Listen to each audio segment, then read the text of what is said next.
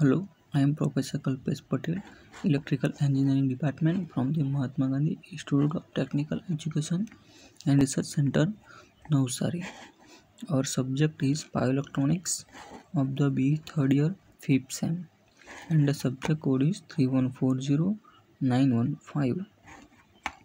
Our third chapter name is DC to AC converters, that means inverters. So this is the flow of contents, classification of the inverters, half bridge and full bridge inverters, and switch states, instantaneous output voltage, square wave operation of the inverter, and concept of average output voltage over switching cycles, and bipolar and unipolar sinusoidal modulations, modulation index and output voltage. Three-phase inverters, 180-degree conduction mode and 120-degree conduction mode. SPWM control based harmonic injection techniques, SPWM based output voltage and frequency control, and last one is a harmonic spectrum, harmonics and effects, and the application of the inverters. So first we understand what is inverter.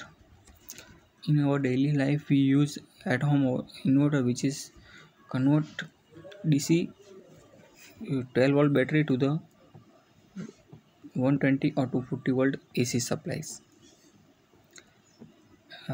Why need of the inverters? First we understand at when the AC means power supply is not available, then we have source only the DC supplies like battery, solar panels, all are the DC sources. So but our at home all applications are run on the AC supplies like induction motor, fan, fridge.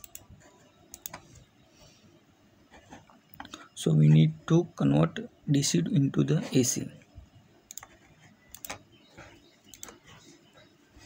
And so in industry, AC supply required variable frequency AC supply, but at our home the power available is constant frequency 50 Hz.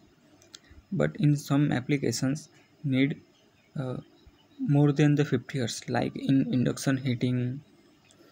So inverter industry also need the variable frequency power supply. So in this case also it use the inverter. That means first AC supply is converted in DC by means of the rectifier, and then this DC supply is inverted at desired frequency. So we get the desired frequency from the 50 Hz frequency. So an inverter converts DC voltage to AC voltage. In most cases DC input DC voltage is usually lower, while the output AC is equal to grid supply voltage, or either 120 to 240 volts depending on the country. Lower, that means it is 12 volt, 24 volt or 48 volts, but its output is 120 and 240 volt AC supplies. The inverter may be built as a standalone equipment for applications such as solar power, or to work as a backup power supply from batteries which are charged separately. Now there are many types of the inverters, so it is classified based on the many methods. So first we understand the according to the method of commutations.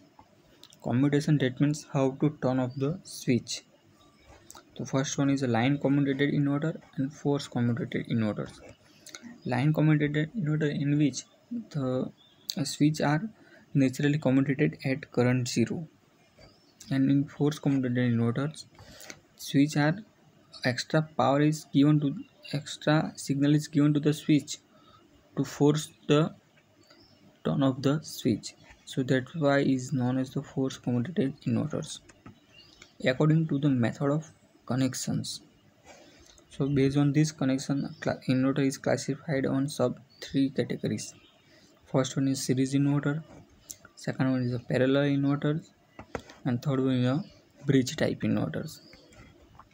And last one, according to the nature of the DC source. feeding the inverter.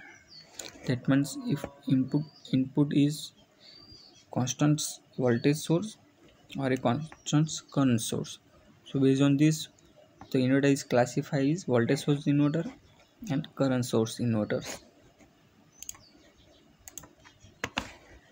Now the specification of the voltage source inverters. So voltage source inverter has a constant voltage at its input terminals. So its output voltage does not depend on the load. So its output currents depend on the type of the load. Voltage is independent but current is dependent on load in voltage source inverters. Now in current source inverter has the constant current at its input terminals. So its output current does not depend on the load. So its output voltage depend on the type of the load. So it is vice versa compared to the voltage source inverter. Now voltage source inverters are classified in two subcategories. First one is a single phase inverter and second one is a three phase voltage source inverter. In single phase inverter there are two types, half bridge inverter and full bridge inverter. And in three phase voltage source inverters also two types, 180-degree mode inverter and 120-degree mode inverters. Now single phase half bridge inverters. So this is the basic circuit diagram for single phase half bridge inverters. In single phase half bridge inverter there are only two switching devices, Q1 and Q2, connected in such a manner. First, input voltage Vs is divided in two magnitudes or half magnitude by the series combination of the capacitor C1 and C2.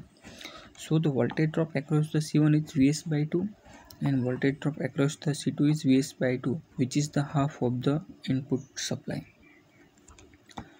So this upper is connected with the switch terminal, which is collector, and collector to emitter. Also is emitter to the resistor and resistor to common point of the capacitors.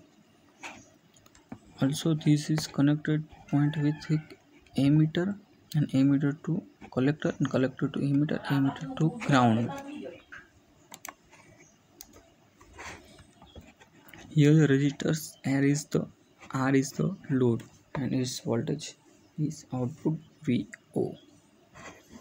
This diode D1 and D2 are connected antiparal with the switch to act as a freewheeling diode in the inductive load and capacitive loads.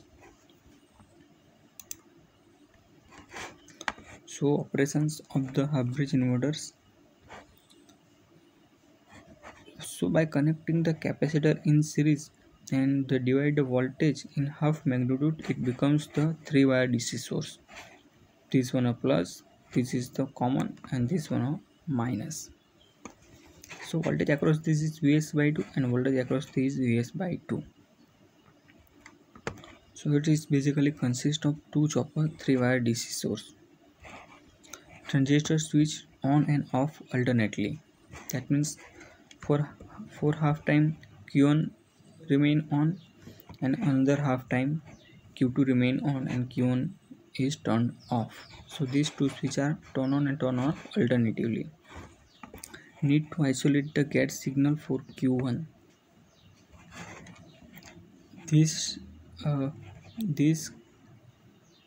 gate signal for transistor Q2 is not need to isolate because with respect to ground its emitter is grounded. That means gate to emitter is common easy supply, but for transistor Q1 need isolated signal because if we take positive supply to gate but its emitter is not connected with the ground, so we need separate isolated power supply for the transistor Q1. Each provide opposite polarity of Vs by 2 across the load. That means the transistor Q1 is turned on The voltage polarity appear across the load is this is positive. When transistor Q2 is on, the voltage appear across the R polarity is this is negative and this is plus. So by alternating changing the switching of the transistor Q1 and Q2, we get the voltage across the R is alternating. First we understand the mode 1 in which Q1 is on and Q2 is off. So Q1 is on and Q2 is off. So no current will be flow from Q2. First we understand this point. This is plus. So this plus. So this is the on, but this is off. So this is in this direction.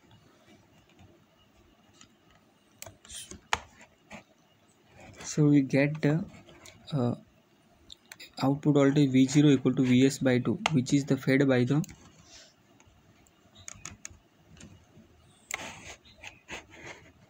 this capacitor upper Vs by 2.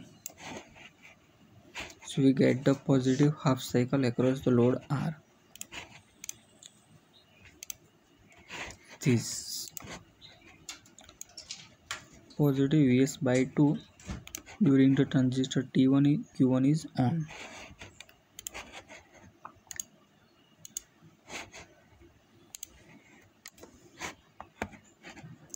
Voltage appear across the load is Vs by 2, but the voltage appear reverse voltage appear across the Q2 is Vs, which is the summation of the voltage across the load is Vs by 2 plus voltage across the capacitor C2 is Vs by 2. So these two voltage are appear across the transistor Q2.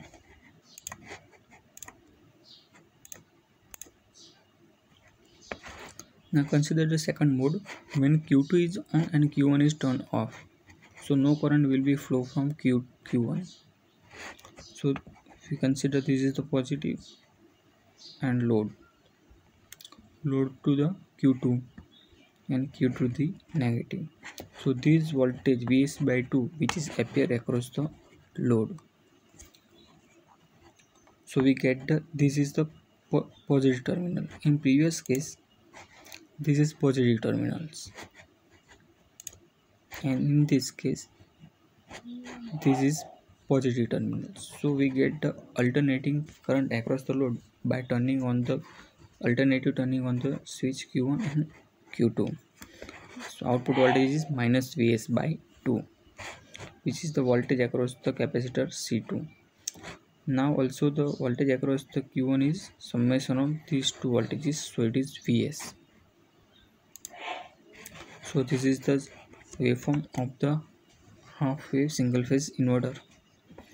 So during transistor Q1 on, we get the positive Vs by 2. When Q2 turn on, so we get negative Vs by 2. Again Q1 on, we get positive Vs by 2. Again negative Vs by 2. So this is the current.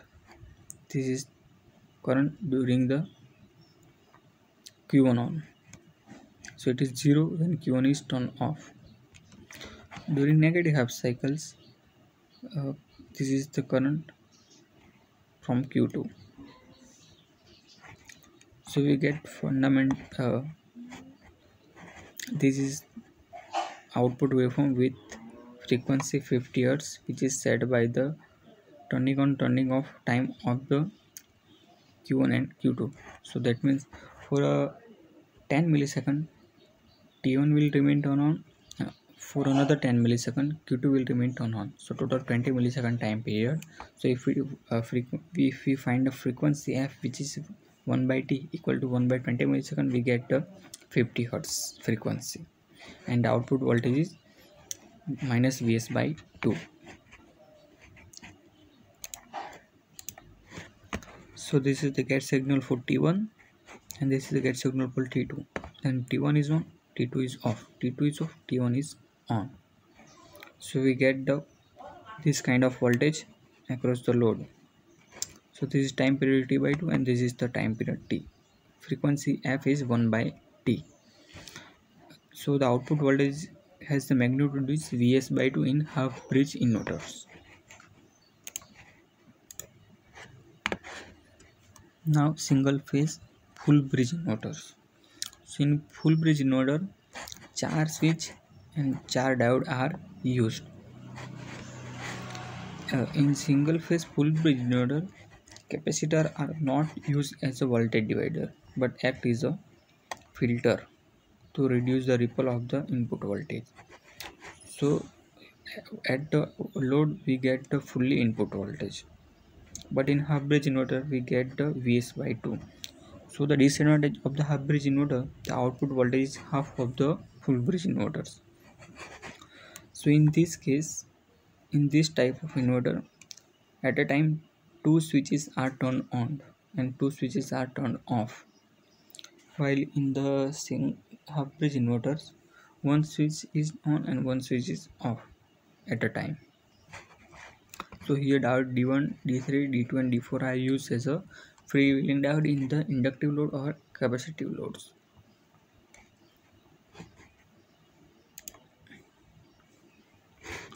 So this consists of 4 choppers and 3 wire DC supplies.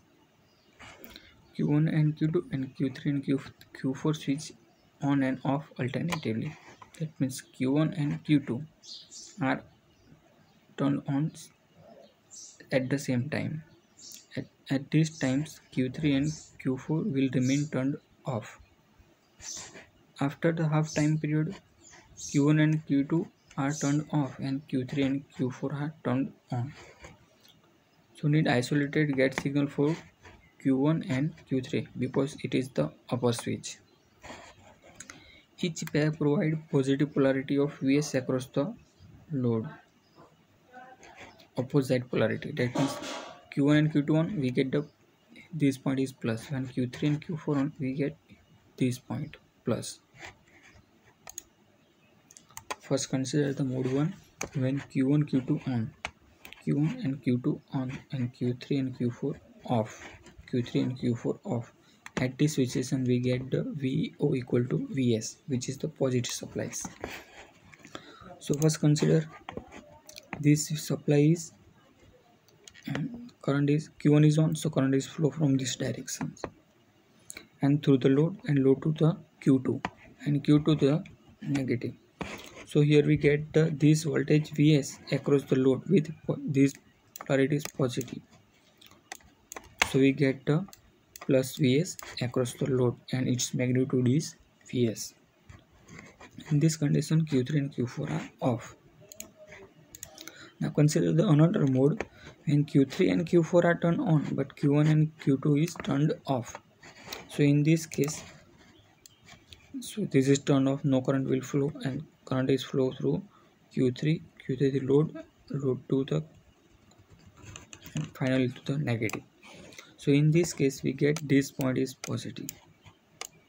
So we get the negative voltage across the load, but this magnitude is Vs, which is the high compared to the half bridge inverters.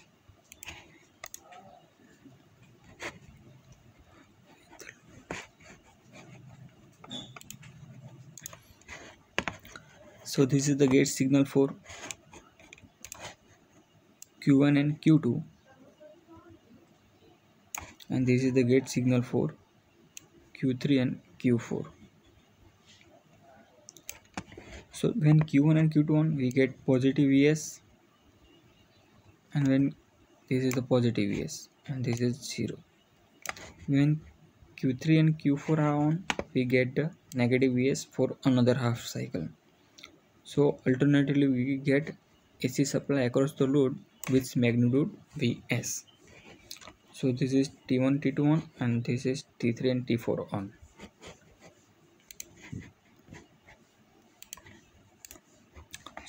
So here we completed the classification of the inverters, half bridge inverter and full bridge inversion and its voltage magnitudes. Thank you.